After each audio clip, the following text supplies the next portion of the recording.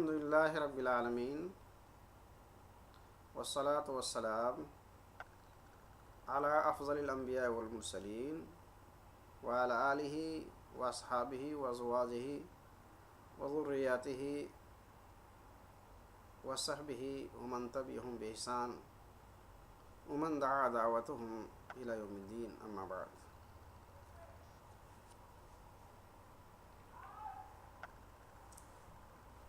ایھا المسلمون، ان ھذا بیان للکبائر لعامة المسلمین الناطقین باللغة الأردویہ، خصصت عدد من الحلقات منها كل حلقة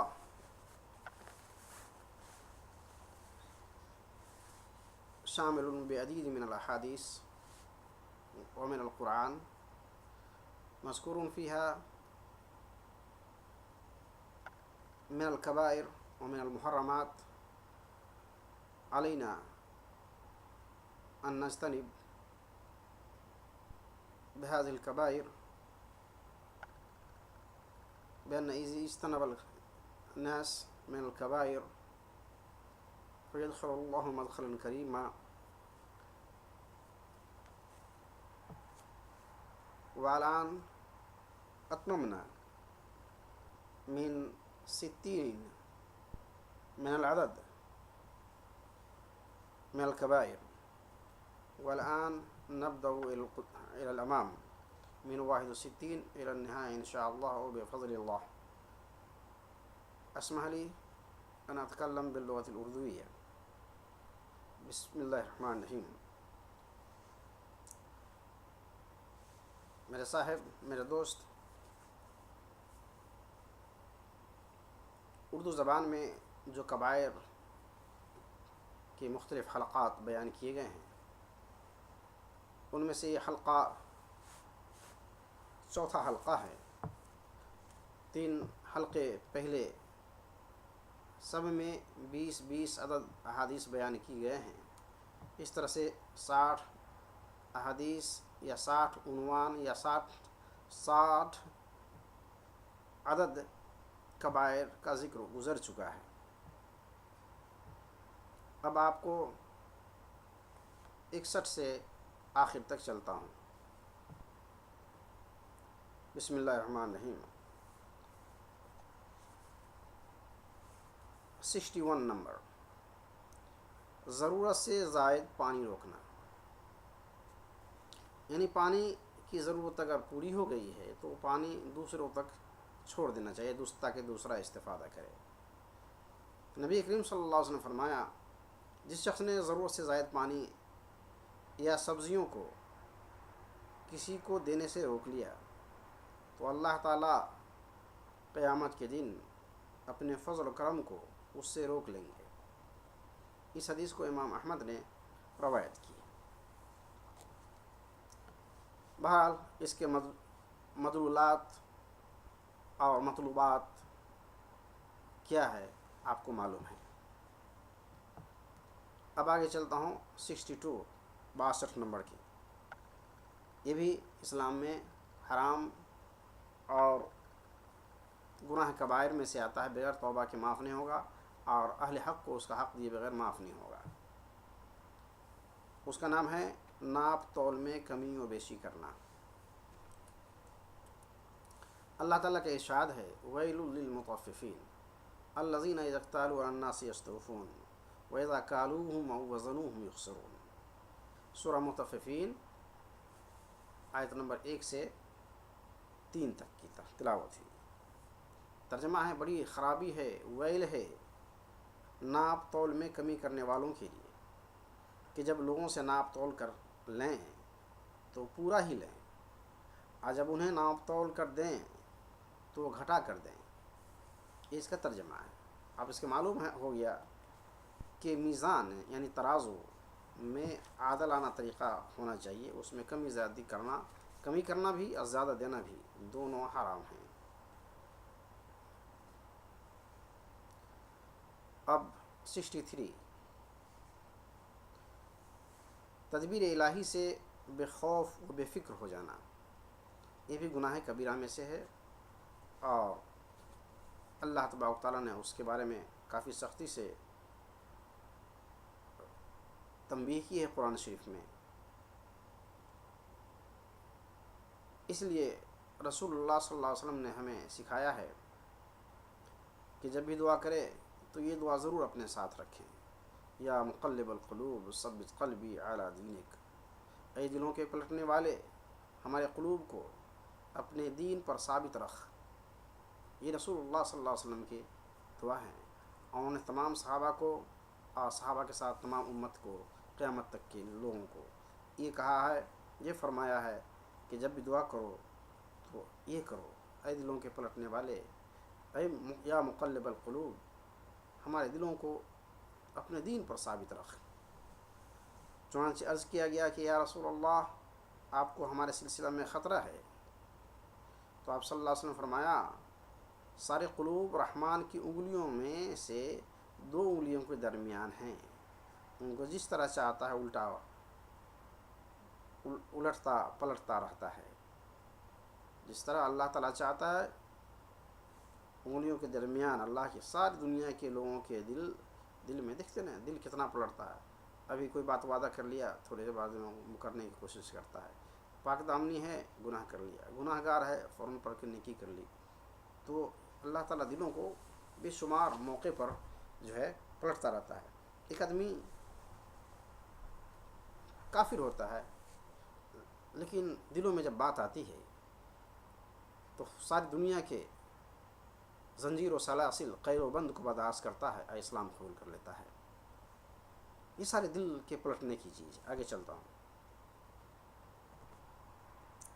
اس لیے اے میرے بھائی، آپ کو اپنے ایمان اور عمل صالح، نماز و روزے اور تمام عبادات خواہ کتنی ہی زیادہ اور اچھے ہوں، اس کے پیش نظر عجب اور خود پسندی میں مبتلا نہیں ہونا چاہیے، کیونکہ یہ سب سراسر فضل خداوندی ہے۔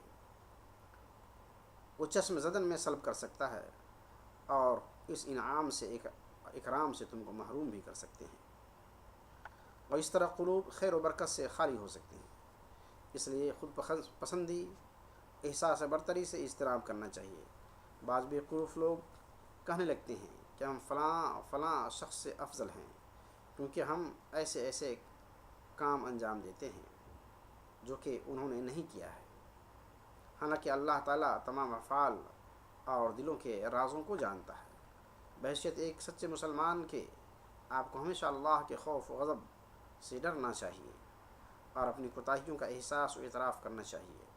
اعمال حسنہ کو کم ہی تصور کرنا چاہیے، اور اپنے کو ایسی کیفیت میں رکھنا چاہیے جس کو نبی کریم صلی اللہ علیہ وسلم نے یوں فرمایا ہے، اپنی زبان کو قابو میں رکھو، اپنے گھر کو کشادہ سمجھو، اپنے گناہوں پر گریہ وزاری کرتے رہا کرو۔ اس کو امام ترمذی نے روایت کیا۔ اس لیے اپنے عمل صالح پر بھروسہ نہ کرو، اور اللہ تعالیٰ کے مکر سے خود کو محفوظ نہ سمجھو، اور ان لوگوں کی طرح نہ بنو جن کے متعلق اللہ تعالیٰ کا ارشاد ہے، فَآمِنُوا مَكْرَ اللَّهِ فَلَا يَأْمَنُ مَكْرَ اللَّهِ إِلَّا الْقَوْمُ الْخَاسِرُونَ۔ سورہ اعراف کی آیت نمبر 99 میں ہے۔ کیا یہ لوگ اللہ کی خفیہ تدبیروں سے بے خوف ہو گئے ہیں؟ اللہ کی تدبیر سے کوئی بھی بے خوف نہیں ہوتا، بجز ان لوگوں کے جو گھاٹے میں آ چکے ہیں۔ اللہ تعالیٰ، یہ ترجمہ گزرا، اللہ تعالیٰ سے ہمیشہ حصول عافیت کے لیے دعا کرتے رہنا چاہیے، اور اس دعا کو دہراتے رہنا چاہیے، یا مقلب القلوب ثبت قلبی علی دینک، اور اللہ تعالیٰ سے عافیت بالخیر، عاقبت بالخیر طلب کرتے رہنا چاہیے۔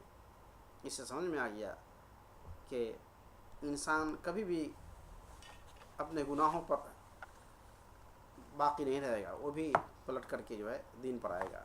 اور جو دیندار ہے، یہ نہ سمجھے کہ وہ دین کی وجہ سے اس کو اللہ بخش دے گا، یا اللہ تعالیٰ کا جو ہے اللہ تعالیٰ اس کو نہیں پکڑے گا۔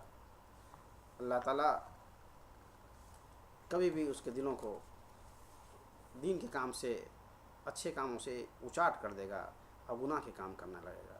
لہٰذا اپنے اعمال پر اتنا فخر نہیں کرنا چاہیے، نہ کسی کو جتانا چاہیے کہ ہم کسی سے افضل ہیں، کسی سے زیادہ کام کرتے ہیں۔ یہ آپ کی اچھائی ہے تو اللہ تعالیٰ آپ کو ضرور اس کا انعام دے گا، لیکن دوسروں کو اس کا جتانا نہیں چاہیے۔ ہاں، کوئی آپ کا احترام کرے، یہ ان کی بڑی بات ہے کہ وہ اہل علم کی، اہل اللہ کے احترام کرتا ہے، کرنا چاہیے، یہ دوسرے کے لیے۔ اب گنہگار جو ہے وہ یہ نہ سمجھے کہ وہ ایسے ہی اس کا دن گزر جائے گا، نہیں، اللہ تعالیٰ کب اس کو پکڑ لے گا اس کو معلوم نہیں۔ اسی کے بارے میں اس قرآن کی آیت میں، جو سورہ اعراف کی آیت نمبر 99 میں بیان کیا گیا ہے۔ اب آگے چلتا ہوں 64 کی طرف۔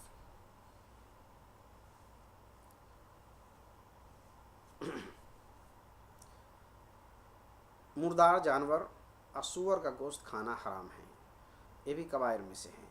اللہ تعالیٰ کا ارشاد ہے، قل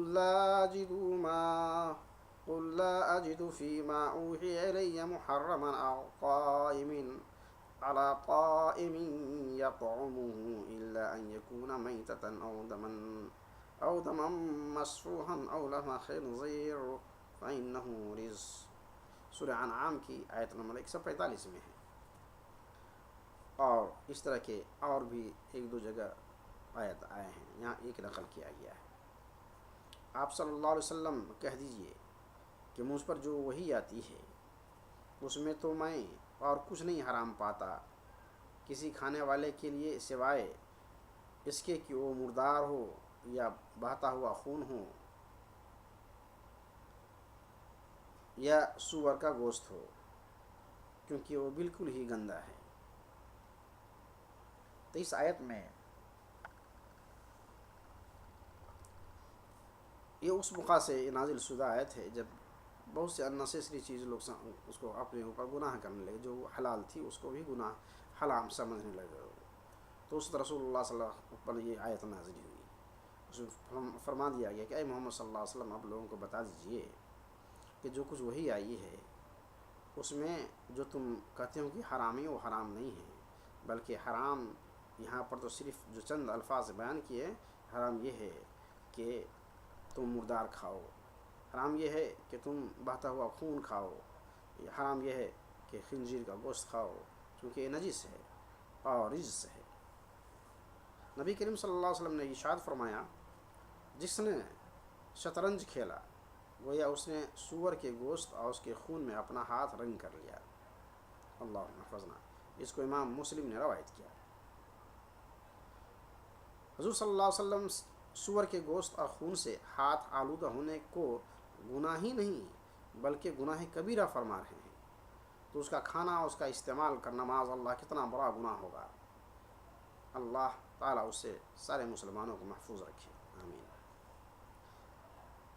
تو گویا یہ چند چیزوں کا نام ابھی لیا، یہاں اس کو دماغ میں رکھنا چاہیے۔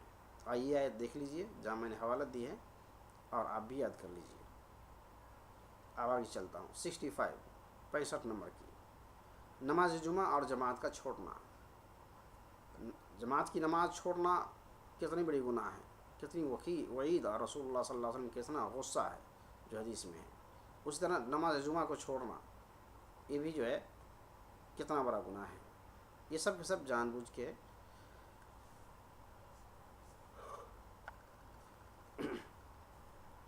نبی کریم صلی اللہ علیہ وسلم نے فرمایا، لوگ جمعہ کو چھوڑنے سے باز رہیں، ورنہ اللہ تعالیٰ ان کے دلوں پر مہر لگا دے گا، پھر وہ غافلوں میں سے ہو جائیں گے۔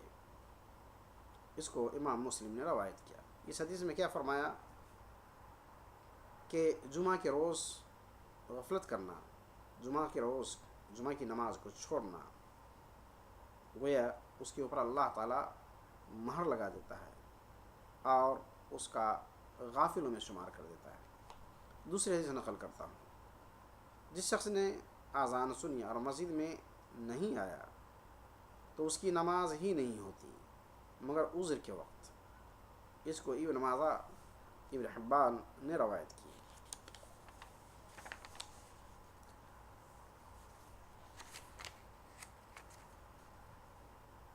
قرآن میں ہے इन्नहु ला ययअसु मिन रौहिल्लाह इल्ला अलकौमुल काफिरून।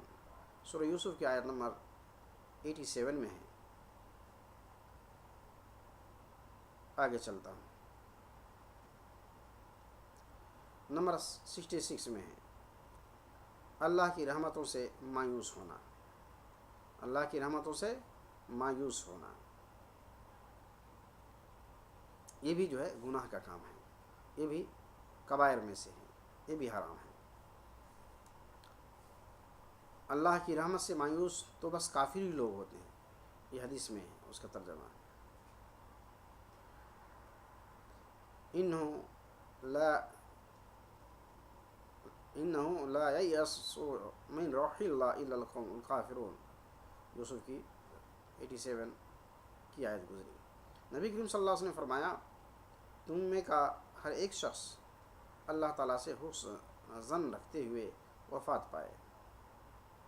इसको इमाम मुस्लिम ने रवायत किया।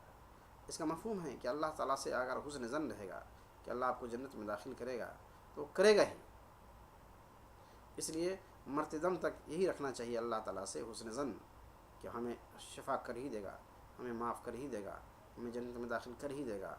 हम जो अमल कर रहे हैं गरचे उतनी कामिल नहीं है, नाक़िस है, मगर अल्लाह तबारक तआला जो रहीम करीम है वो ज़रूर हमें माफ़ कर देंगे। तो वाबु है, गफ़ूर है, रहीम है। लिहाज़ा अल्लाह से जो तवक्कुल रखेगा, जो जैसा अल्लाह ताला उसके साथ वैसा ही बर्ताव करेगा। और एक हदीस में और भी है कि जो हमारे तरफ एक कदम आएगा तो मैं उसकी तरफ 2 कदम जाऊँगा, जो चल के आएगा तो मैं दौड़ के जाऊँगा, जो 1 बारिश आएगा तो मैं 2 बारिश, जो 1 गज़ तो 2 मीटर। अल्लाह तो इस तरह से अल्लाह तबारक तआला ने बंदों के अमाल और उस तरफ रग़बत करने का ज़िक्र किया है। अब चलता हूँ आगे 67 की बात। 67 नंबर, मुसलमान को काफिर ठहराना। ये दुनिया के बाज़ मुल्कों में कुछ ऐसे तकफीरी जमात बन चुकी है, कुछ ऐसी मुतशद्दिद, मुततर्रिफ, बिदती और दूसरों को काफिर कहने वाले लोग पैदा हो चुके हैं। अब ये लोग मुसलमानों की जमात को तोड़ते हैं, मुसलमानों को मुसलमानों में बांटते हैं। ये लोग खुद हिसाब कर लें कि अल्लाह ताला उसके दिलों को कितना कमज़ोर कर दिया है कि मुसलमानों को फ़िरक़ों में तकसीम करते हैं, मुसलमानों को तकफ़ीर कहते हैं। मुमकिन है इख्तलाफ़ी फ़िक़ा में इख्तलाफ हो सकता है, और ये हमारे लिए नेमत है, क्योंकि अइम्मा अरबा ने जो तहक़ीक़ की है उनमें से किसी जमात के, किसी इमाम के तहक़ीक़ के मुकाबले में आज की पूरी दुनिया के उलमा बैठ कर के फ़ैसला करें तो उतने मजबूत नहीं कर सकते। लिहाजा उन लोगों ने, उनकी जमात ने जो हमारे लिए जो ख़ज़ाना रखा इल्म का, उससे फ़ायदा उठाए। वो झगड़ने की चीज़ नहीं है, फ़ायदा उठाने की चीज़ है। आज देखिए साइंटिस्ट में मुख्तलिफ़ ओपिनियन होती है, तो उनके ओपिनियन से लोग फ़ायदा उठाते हैं कि फ़लाँ ने ये कहा, फ़लाँ ने ये कहा। घर से आपस में मुतज़ारिब होते हैं कौम, आपस में एक दूसरे के इख्तलाफ भी होता है, मगर उनसे वो फ़ायदा उठाते हैं। मुस्लिम कौम अइम्मा अरबा के इख्तलाफ से फ़ाइटिंग करते हैं, उससे फ़ायदा नहीं उठाते हैं। और ये कुछ नाआक़बत समझ कम पढ़े लिखे लोग ने माहौल बना करके जो है इस तरह से अब उनकी एक ऐसी मिल्लत बन गई है कि नहीं चाहते हैं कि सब एक जगह बैठे। बाज़ ने तो ये रोल अदा कर दिया है कि मुसलमानों की जमीयत को तोड़ने में उसे मज़ा आता है और 1.5 ईंट की अलग मस्जिद बनाने की कोशिश करते हैं। खा उसके नताइज में मुसलमान कमज़ोर हो, मुसलमान की जमीयत कमज़ोर पड़ जाए, मुसलमानों का इत्तेहाद टूट जाए, मगर ये अपनी दुम टेढ़ी की टेढ़ी रखेंगे। अल्लाह ताला हिदायत दे। इस सिलसिले में हदीस नबी करीम सल्लल्लाहु अलैहि वसल्लम ने इरशाद फरमाया, جس نے اپنے کسی مسلمان بھائی کو کافر کہہ کر مخاطب کیا تو ان میں سے کوئی ایک اس کا مستحق ہو گیا۔ اس کو امام بخاری نے کتاب الادب میں روایت کیا ہے۔ اب ظاہر سی بات ہے، اس کی تشریح یہ ہے کہ یقیناً وہ شخص جس کو کافر کہہ رہا ہے وہ کافر ہے، تو اس کو وہ بات پہنچ جائے گی۔ اگر کافر نہیں ہے تو یہ واپس اس کی طرف خود لوٹ آئے گی، وہ خود کافر ہو جائے گا۔ 68 نمبر 68 نمبر مکر و فریب اور دھوکہ بازی۔ مکر و فریب اور دوسروں کو دھوکہ دینا، یہ دھوکہ بازی حرام ہے اور گناہ کبائر میں سے آتا ہے۔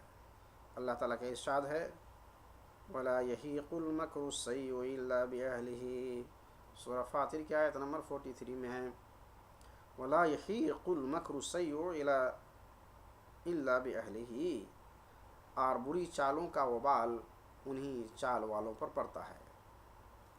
جو لوگ بری چال چلتے ہیں اس کو، جیسے کہتے چاہ در راہ چاہ در پیش، جو گڈھا کھودتا ہے دوسروں کے لیے، گڈھا اسی کے سامنے ہوتا ہے۔ اب آگے چلتا ہوں۔ نبی کریم صلی اللہ علیہ وسلم کا ارشاد ہے مکر و فریب اور دھوکہ بازی کا حشر جہنم ہے۔ اس کو امام بحیقی نے شعب الایمان میں روایت کیا ہے۔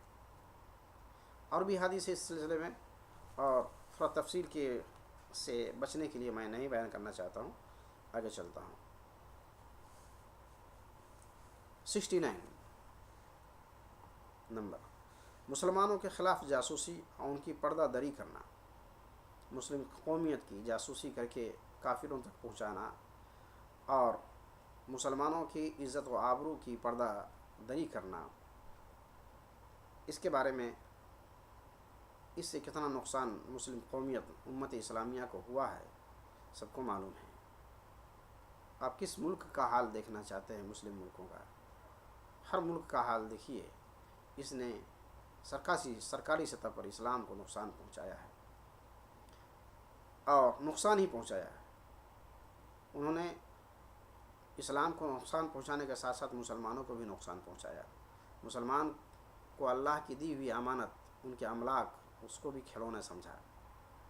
یہ دولت جو کسی کو اللہ تعالیٰ نے دیا ہے، جس طرح ہمارے مالوں میں زکوٰۃ واجب ہوتی ہے، اس کا مطلب ہے ہمارے مال میں کہیں نہ کہیں حصہ اور پرسنٹیج ہے جو غریبوں کا ہے۔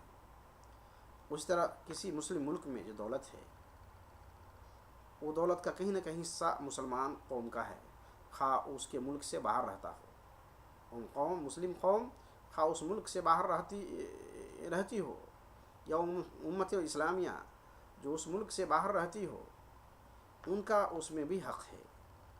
چونکہ اگر زکوٰۃ کے طور پر ہی دینا چاہے تو ملک سے باہر جو اقلیت میں مسلمان ہیں ان کے اس میں حق ہے کہ وہ ان کو دیں۔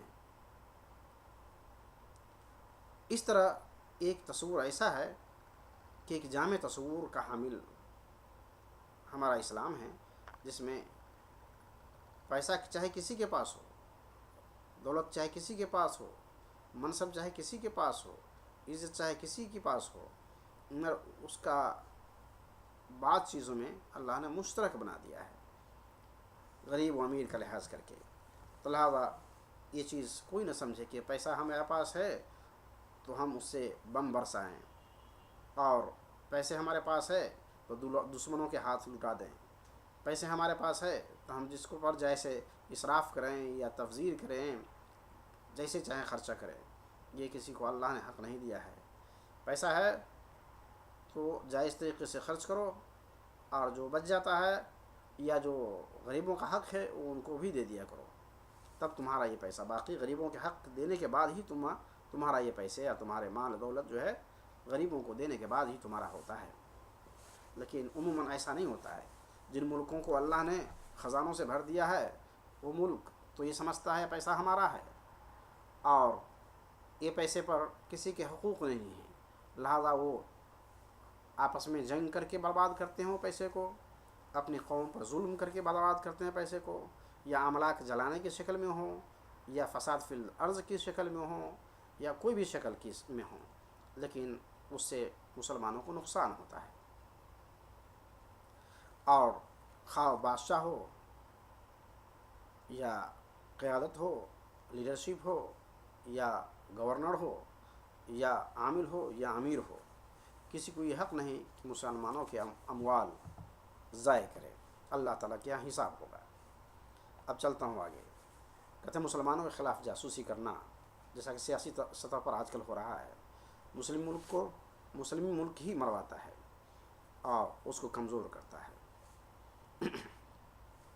اس طرح سے وہاں کی عورتوں کی عزت اڑ جاتی ہے. مسلمانوں کی ہوا انہوں نے خود ہی اڑا کے رکھی ہے. جہاں چند برس پہلے مسلمانوں کی سکہ چلتا تھا، اس کی طاقت، اس کی شان و شوکت کا احترام کیا جاتا تھا، انہی ملک نے دشمن اسلام کی دوستی میں اپنے ہی ہیبت اور اپنے ہی شوکت و شان کو اور مسلمانوں کی عزت و آبرو کو برباد کیا ہے. اللہ تعالیٰ کا ارشاد ہے وَلَا تُطِعْ كُلَّ حَلَّافٍ مَّهِينٍ ہَمَّازٍ مَّشَّاءٍ بِنَمِيمٍ. سورہ قلم کی آیت نمبر 10 اور 11 ہے. اور آپ ایسے شخص کا بھی کہنا نہ مانیں جو بڑا قسمیں کھانے والا ہے. بڑے بڑے قسمیں کھانے والے لوگ ہیں، اس کی بھی بات مت مانیں. ذلیل ہے، طعنہ باز ہے، چغل خوری کرتے پھرتا ہے. لہذا ایسے لوگ جو آپ کو جھوٹی باتوں میں اور ملا کر مسلمانوں کے خلاف آمنے سامنے کر دیتا ہے، ایسے لوگوں کی بات مت مانیں. لیکن آج ایسے ہی ہو رہا ہے. مسلمان دوست اور غیر مسلم دوست کے درمیان یہی فرق ہے کہ مسلم قوم اور مسلم حکمران مسلم بھائیوں کی حمایت کے بجائے جو غیر مسلم بھائی ہیں ان کو زیادہ ترجیح دیتے ہیں ہر مقام پر. والعیاذ باللہ. آپ ایک طویل حدیث میں نبی کریم صلی اللہ علیہ وسلم کا ارشاد ہے، جس نے کسی مسلمان کے متعلق ایسی بات کہی جو اس کے اندر نہیں پائی جاتی، تو اللہ تعالیٰ اسے جہنمیوں کے پیٹ اور پسینہ میں ٹھہرائے گا تا وقت کہ وہ اپنی کہی ہوئی بات سے نکل جائے، حالانکہ وہی نہیں نکلتا. اس کو ابو داؤد اور طبرانی نے روایت کیا. نمبر 70 صحابہ کو برا بھلا کہنا.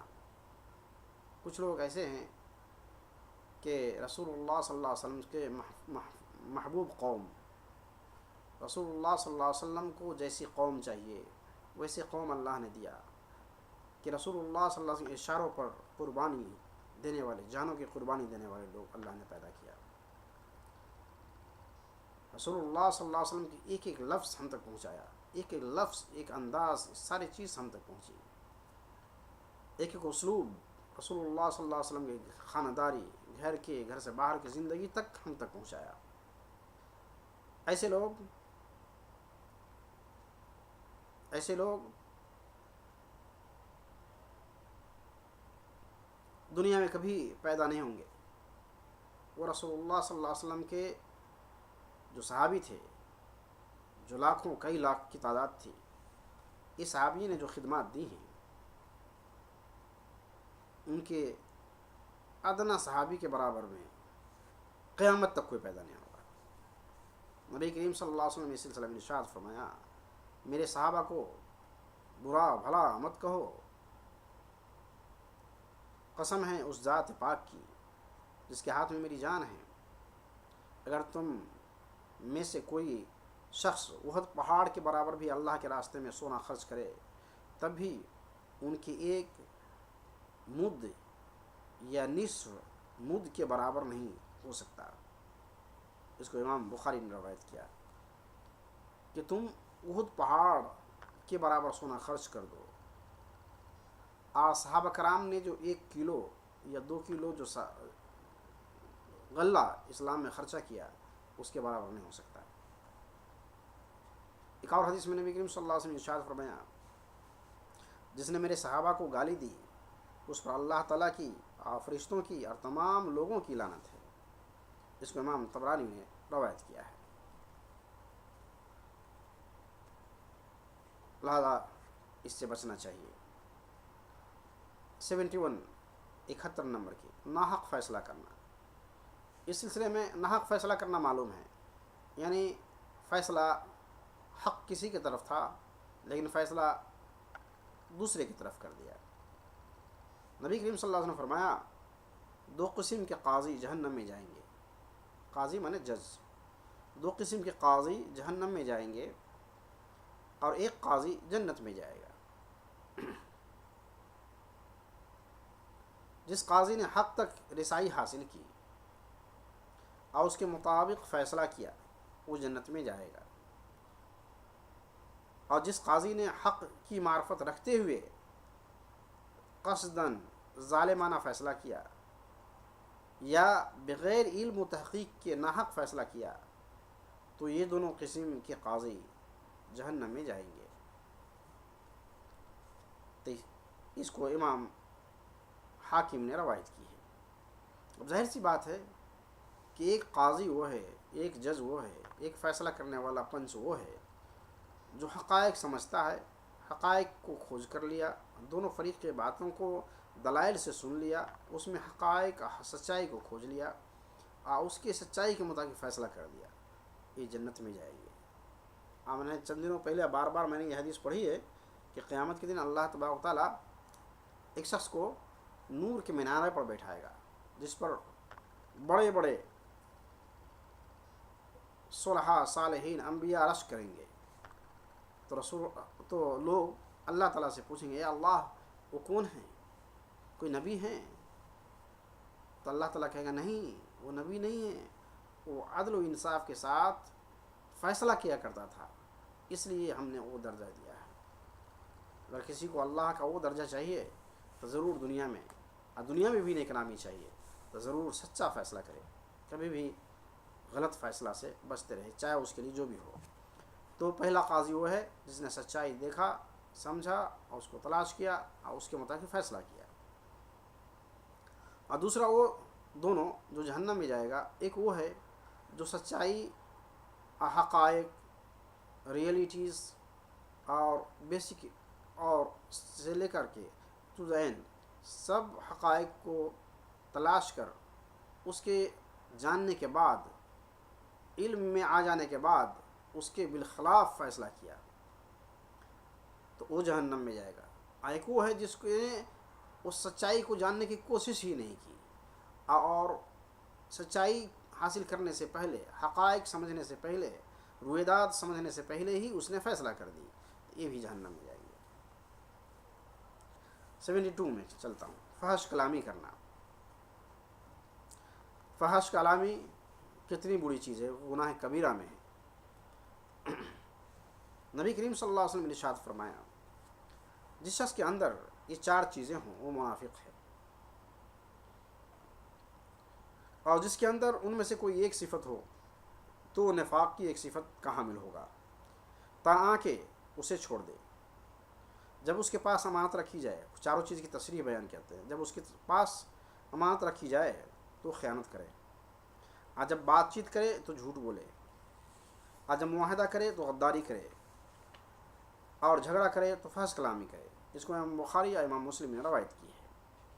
تو یہ 4 باتوں کا ذکر کیا، ان میں سے کوئی ایک عیب اگر ہو تو وہ منافق ہے، اور چاروں تو نفاق کیا ایک صفت ہے اس میں، اگر چاروں پائے جائے تو منافق ہے۔ اللہ تعالی ہمیں بچائے۔ وہ چاروں کی تشریح دوبارہ کر دیتا ہوں۔ سب سے پہلے تو یہ کہ اگر کوئی اس کے پاس امانت رکھے تو امانت میں خیانت کر دیتے ہیں، چاہے قوم کے مال ہو یا کسی شخص کا مال ہو یا کسی کی امانت ہو۔ عموماً قوم کے اموال جو ہیں یہ عام طور سے لوگوں کو امانت دی جاتی ہے، مثلا کوئی پوزیشن ہے وہ امانت ہے۔ اسی طرح جب پوزیشن حاصل کرتا ہے تو اس کے اندر بہت سے مال اسباب ہوتے ہیں، یہ سارے کے سارے قوم کے مال ہوتے ہیں۔ تو یہاں گورنمنٹ کے مال ہے، ڈسٹرکٹ کے حاکم کے انڈر میں جو مال ہے، جج کے انڈر میں جو کیس ہیں، کنگ یا پریسیڈنٹ یا پرائم منسٹر کے اندر یا منسٹرز کے اندر یا گورنر کے اندر میں جتنے چیز ہیں یہ سب ان کے نہیں ہوتے، عوام کے ہوتے ہیں، لہذا یہ ان کی امانت ہے عوام کی، ان میں خیانت کرنا اگر صرف خیانت ہی ہے تو یہ منافق کی علامت ایک ان میں پائی گئی. اگر ان میں جھوٹ بھی بولنے کی عادت ہو تو منافق کی 2 علامت پائی گئی. اگر ان میں وعدہ کر کے مکر جانے کی عادت ہو تو منافق کی 3 جو ہے علامت پائی گئی. اگر کوئی اسے جھگڑتا ہے کہ تم نے ہمارا یہ وعدہ پورا نہیں کیا، تم نے یہ نہیں کیا، تم ہمارے یہ پیسے نہیں دیے، تو اس پر گالی گلوچ کے لیے اتر پڑتا ہے، گالی گلوچ پر اتر جاتا ہے، تو یہ جو ہے منافق کے 4 علامتوں میں پائی گئی ہے. اور جب چاروں علامت پائی جاتی ہے تو اس کو منافق کی ڈگری اللہ تعالیٰ دے دیتا ہے. آگے چلتے ہیں. 73 نسب میں عیب جوئی کرنا، کسی کے نسب میں عیب لگانا. اب نسب تو ہے اس کے خاندان کا سلسلہ ہے، اس میں عیب لگا ہے. اب دیکھیے نبی کریم صلی اللہ علیہ وسلم نے کتنی حساسیت کے ساتھ حساس باتوں کو فرمایا ہے. جس شخص کے اندر یہ 2 صفتیں ہوں ان سے وہ کفر تک پہنچ سکتا ہے. نسب میں طعن و تشنیع کرنا اور مردوں پر نوحہ کرنا. اس کو امام مسلم احمد نے روایت کیا ہے. اس میں 2 باتوں کی طرف اشارہ فرمایا کہ جس شخص کے اندر یہ 2 صفتیں پائی جائیں، دونوں پائی جائیں، تو وہ کفر تک پہنچ جاتا ہے. اور وہ دونوں کیا ہے؟ نسب میں، کسی کے نسب میں طعن و تشنیع کرنا. معلوم ہے فلاں کا بیٹا ہے، لیکن وہ عوام میں یہ ثابت کرنا کہ اس کی ماں فلاں کے پاس گئی تھی، یا اس کا اپنا حلالی بچہ نہیں ہے، وغیرہ وغیرہ، اس طرح سے کرنے کی کوشش کرنا، یا افواہیں اڑانا کسی کے خلاف. یہ ساری بات. اور دوسری بات ہے کوئی مر جائے تو اس پر بیان کرنا، نوحہ کرنا، اس پہ ان کی خوبیاں گنا گنا کر کے رونا چلانا، یہ بھی گناہ ہے، کبیرہ میں سے ہے. چلتا ہوں 74 کی طرف. 74 تو گزر گیا، نوحہ کرنا نہیں. اور اس سلسلے میں وہ حدیث، اوپر والی حدیث گزری 74 کے اندر میں، وہ 73 والی حدیث یہ دوسرا ٹکڑا جو ہے جس میں بتایا گیا مردوں پر نوحہ کرنا، اور جس کو مسلم اور احمد نے روایت کی ہے، وہی حدیث اس کی دلیل ہے. 75 میں چلتا ہوں. سنگ میل مٹا دینا. سنگ میل مٹا دینا. اس سلسلے میں نبی کریم صلی اللہ علیہ وسلم نے ارشاد فرمایا اللہ تعالیٰ نے اس شخص پر لعنت بھیجی ہے جو راستوں کے سنگ میل کو مٹا دیتا ہے. اس کو امام مسلم نے اور دوسرے محدث نے روایت کی ہے. اب اس کی کیا اہمیت ہے؟ سنگ میل جو راستوں میں ہوتا ہے، جس میں علامت کہ کتنے دور باقی ہے کون سا شہر، اور اس کا اتجاہ کدھر ہے، اس کا گول پوسٹ بھی ہوتا ہے، گائیڈ پوسٹ ہوتا ہے کہ کدھر اس کو جانا ہے، اس طرح ساری چیز، اس سب کو مٹانا بھی حرام ہے. ایسا کرنے والا بھی گناہ کبیرہ کا مرتکب ہوتا ہے. جو فرمایا اس میں لعنت ہے. اللہ تعالیٰ نے اس پر لعنت بھیجی ہے جو راستوں کے سنگ میل کو مٹا دیتا ہے. چلیے آگے چلتا ہوں.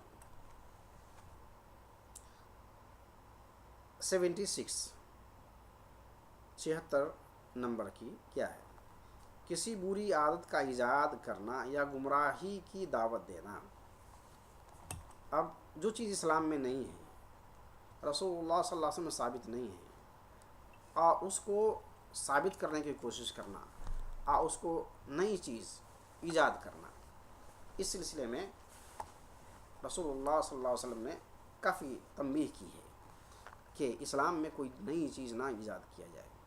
جو چیز رسول اللہ صلی اللہ علیہ وسلم ثابت ہو اتنے ہی حد تک ہو، اس کے بعد آگے تجاوز نہیں کرنا چاہیے. کیا فرمایا ہے رسول اللہ صلی اللہ علیہ وسلم نے؟ جس شخص نے اسلام میں کوئی نیا طریقہ ایجاد کیا تو اس کا اور اس پر عمل کرنے والے لوگوں کا گناہ ہوگا، جبکہ اس کے کرنے والوں کے گناہوں میں کوئی کمی نہیں کی جائے گی. اس کو امام مسلم نے روایت کیا. دیکھا آپ نے، من سنّا سنتاً سیئۃً فی الاسلام، جس نے کوئی بری چیز، برا طریقہ اسلام میں نکالا، فعلیہ وزرہ وزر من عمل بہا من بعدہ، تو اس پر اس کا بھی گناہ ہوگا جس نے ایجاد کیا، جو اس بات پر اس کے طریقے پر چلے گا اس کے بھی گناہ پورا اس کو ملے گا، ایک حصہ اس کو ایجاد کرنے والے کو بھی ملے گا۔ اسی طرح نبی کریم صلی اللہ علیہ وسلم کا ارشاد اور بھی ہے، جس شخص نے کسی گمراہی کی طرف دعوت دی تو اس پر اس کا گناہ اتنا ہی ہوگا جتنا اس کے بعد اس پر عمل کرنے والوں کو ہوگا، اور ان کے گناہوں میں سے کچھ کم نہیں کیا جائے گا۔ اس کو امام احمد نے اور امام مسلم نے روایت کیا۔ 77 میں بال میں بال ملانا اور جسم گدوانا،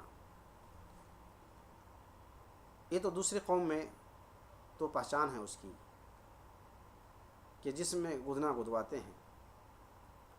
الحمدللہ مسلم خواتین اس چیز سے بچی ہوئی ہے، اور دوسری قوم میں تو عورت مرد بھی اس گدواتے ہیں، اور اللہ تبارک و تعالیٰ نے مسلمان مرد عورتوں کو گدنا گدوانے سے بچا کے رکھا ہے، چاہے جسم میں ہوں یا ہاتھ میں ہوں یا کسی اور علاقے میں ہوں، لوگ گدنا گدواتے ہیں، یہ بھی حرام ہے اسلام میں۔ اسی طرح بال میں بال اور جوڑ کر یا کوئی دوسرے رنگ کے بال جوڑنا، یہ سب بھی حرام ہے۔ نبی کریم صلی اللہ علیہ وسلم نے ارشاد فرمایا، اللہ کی لعنت ہو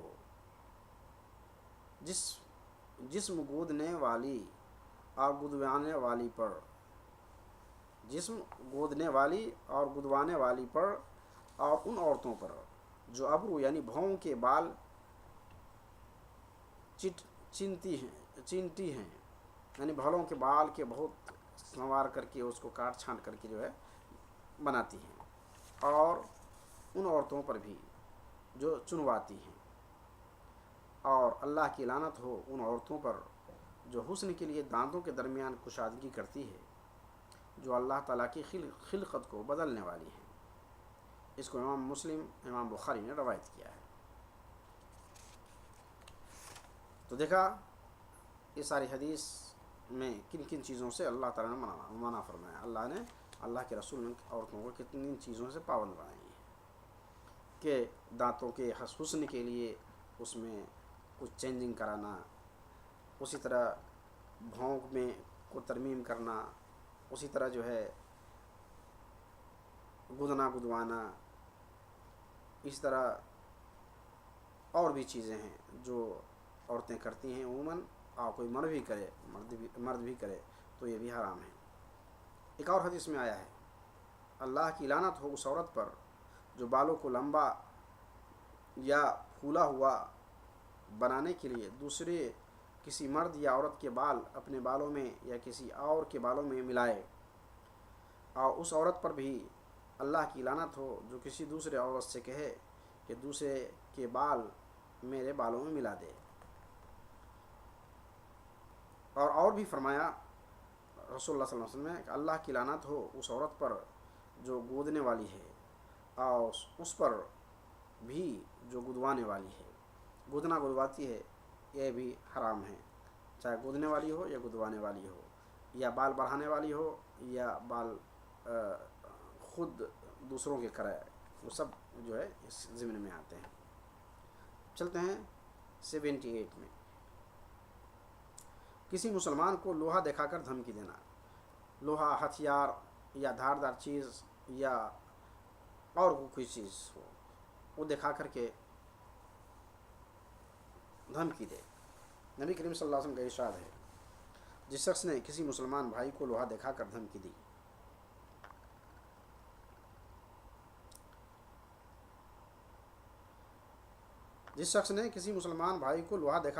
دی، تو فرشتے اس پر لعنت بھیجتے ہیں۔ جس شخص نے کسی مسلمان بھائی کو لوہا دکھا کر دھمکی دی تو فرشتے اس پر لعنت بھیجتے ہیں، اگرچہ وہ اس کا حقیقی بھائی ہو۔ اس کو امام مسلم وغیرہ نے روایت کی ہے۔ یعنی ہتھیار کسی کا دکھانا، رخ کرنا اس کا، یہ بھی حرام ہے، اور اس پر بھی دھمکی دینا تو اور زیادہ، چاہے اس کا اپنا بھائی کیوں نہ ہو۔ کسی کے لیے جائز نہیں۔ اس شدید وعید کی توضیح کرتے ہوئے ایک دوسری حدیث میں نبی کریم صلی اللہ علیہ وسلم نے ارشاد فرمایا ہے، اس لیے کہ تم میں سے کوئی یہ نہیں جانتا کہ شیطان اس کے ہاتھ سے ہتھیار کھینچ لے اور وہ شخص جہنم کے گڑھے میں جا گرے۔ ہو سکتا ہے وہ ہتھیار چل جائے تو چاہے اس کی غلطی سے ہو یا شیطان کے بہکامے سے ہو یا جو بھی ہو، تو اس سے تو وہ آدمی جہنم میں چلا گیا اور جہنم ہی میں چلا جائے گا۔ لہٰذا اس طرح کی چیز سے ہمیشہ بچنا چاہیے۔ 79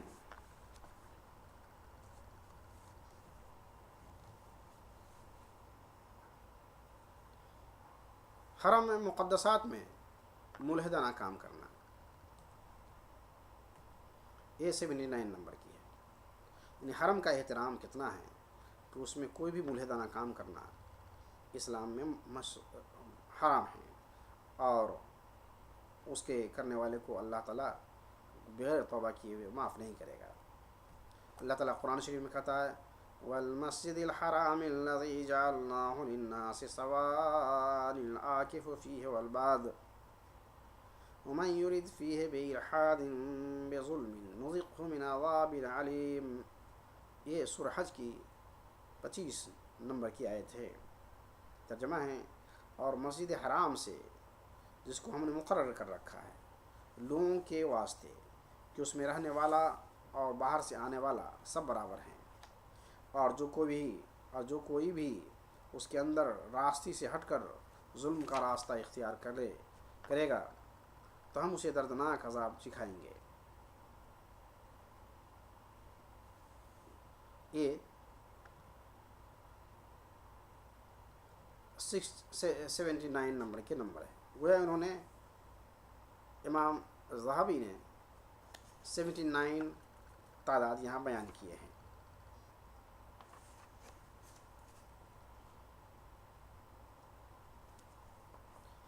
چند بات نصیحت کے طور پر یا مزید معلومات کے طور پر بیان کر دیتا ہوں۔ یہ ختم ہو گیا سلسلہ 79 پر، یہ الکبائر گناہ کبیرہ کا سلسلہ ایک ختم ہوا۔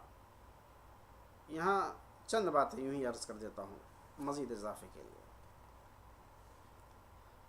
قرآن کریم سنت طیبہ کی روشنی میں پچھلے صفحات میں بعض ان اہم کبیرہ گناہوں کا تذکرہ تھا جنہیں علماء کرام نے اپنی اپنی تعریفات میں، اور خصوصاً امام ذہبی رحمۃ اللہ علیہ نے اپنی مشہور و معروف کتاب الکبائر میں مدون کی فرمایا ہے۔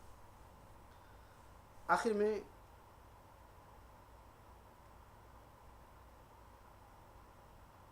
ہم اللہ تعالیٰ سے دعا گو ہیں کہ ہم کو ان تمام کبیرہ گناہوں سے محفوظ رکھے جن سے ہم واقفیت رکھتے ہیں یا نہیں رکھتے، اور ان تمام چیزوں سے اجتناب کی توفیق دے جسے وہ پسند نہیں فرماتا، اور جو کوتاہیاں ہو گئی ہیں انہیں معاف فرمائیں۔ نیز ہمیں اس مفلس کے قبیل سے نہ بنائیں جس کے متعلق نبی کریم صلی اللہ علیہ وسلم نے فرمایا ہے، جانتے ہو کہ مفلس کسے کہتے ہیں۔ میری امت میں در حقیقت مفلس وہ شخص ہے جو قیامت کے روز روزہ، نماز، زکوٰۃ وغیرہ لے کر حاضر ہوگا، اور ایسی حالت میں حاضر ہوگا کہ کسی کو دنیا میں گالی دی ہوگی، کسی کو تہمت لگائی ہوگی، کسی کا مال ہضم کر لیا ہوگا، کسی خون ریزی کی ہوگی، یا کسی کو ناحق مارا پیٹا ہوگا، تو جس شخص کو مثلاً اس نے گالی دی ہوگی اسے اس کی نیکیاں دے دی جائیں گی، اور دوسرے کو مثلاً جس کو اس نے مارا پیٹا ہوگا اس کو بھی اس کی نیکیاں دے دی جائیں گی۔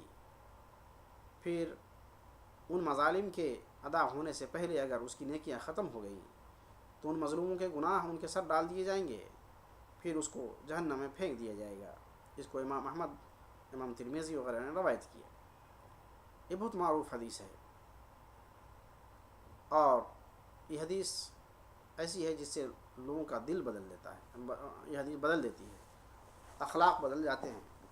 اگر لوگ اپنی اصلاح کرنا چاہتا ہے تو یہ حدیث انسان کے لیے کافی ہے۔ اس حدیث کی صورتحال یہ ہے کہ رسول اللہ صلی اللہ علیہ وسلم نے صحابہ سے پوچھا کہ من المفلس؟ صحابہ نے کہا من لا درہم ولا دینار، جس کے پاس مال و درہم نہیں ہو وہی مفلس ہوتا ہے۔ تو رسول اللہ صلی اللہ علیہ وسلم نے فرمایا نہیں، ایسا نہیں، اللہ تعالیٰ کے نزدیک قیامت کے روز مفلس در حقیقت وہ شخص ہوگا جو دنیا میں روزہ بھی رکھا ہوگا، زکوٰۃ بھی دیا ہوگا، نماز بھی پڑھا ہوگا، نیکیاں بھی کی ہوں گی، صدقات بھی دیے ہوں گے، ساتھ ہی ساتھ اس نے کسی پر ظلم بھی کیا ہوگا، کسی کو گالیاں دی ہوں گی، کسی پر تہمت لگایا ہوگا، کسی کی عزت پر ہاتھ ڈالا ہوگا اور کسی کے مال ہڑپ لیا ہوگا۔ تو قیامت کے دن اللہ تبارک و تعالیٰ یہ ظالم کی نیکیاں لے کر اللہ تعالیٰ مظلوم کو دے دے گا۔ اگر مظلوم کی تعداد زیادہ باقی رہ جاتی ہے اور اس کی نیکیاں ختم ہو جاتی ہے تو اس کی نیکیاں تو اب ہے نہیں کہ مظلوم کو اللہ تعالیٰ دے گا، تو کیا کرے گا؟ وہ باقی مادہ جو لوگ ہیں جن کے پاس برائیاں بھی ہیں، گناہ بھی ہے، تو ان کے گناہ اس کے سر آ جائے گا۔ تو گویا دنیا میں نیکیاں بھی کیا مگر اس کے ساتھ ساتھ برائی بھی کی، تو دوسروں کی برائی اس کے سر آ گئی، آئے سب سے بڑا مفلس بن گیا۔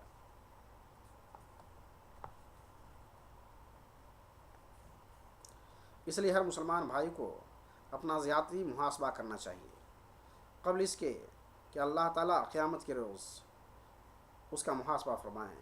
لہذا ہر دن یا ہر ہفتے یا کم از کم ہر مہینے میں یہ محاسبہ کر لینا چاہیے کہ خدا نخواستہ اس سے کوئی ایسا قول و فعل سرزد نہیں ہو گیا ہے جو صحیح عقیدہ کے منافی ہو، یا دین کے ستون و نماز کو کوتاہی تو نہیں ہو رہی ہے، کیا اسلام کے بقیہ ارکان صحیح طور پر ادا تو ہو رہے ہیں یا نہیں، یا مذکورہ والا گناہ کبیروں کا مرتکب تو نہیں ہو رہے ہیں، اور اسے توبہ کرنے توفیق ہو رہی ہے کہ نہیں۔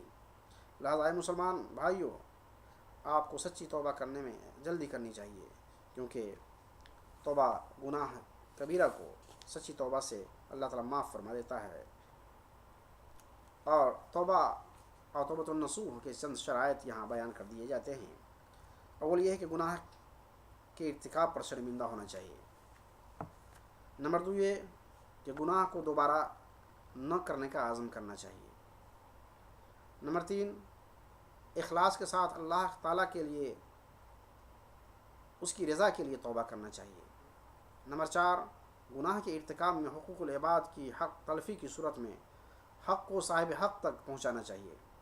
جیسے آپ نے کسی شخص کو گالی دی یا زبردستی اس کی کوئی چیز حاصل کر لی، تو سب سے قبل ان حقوق کو واپس کیا جائے اور اس سے معافی کی درخواست کی جائے۔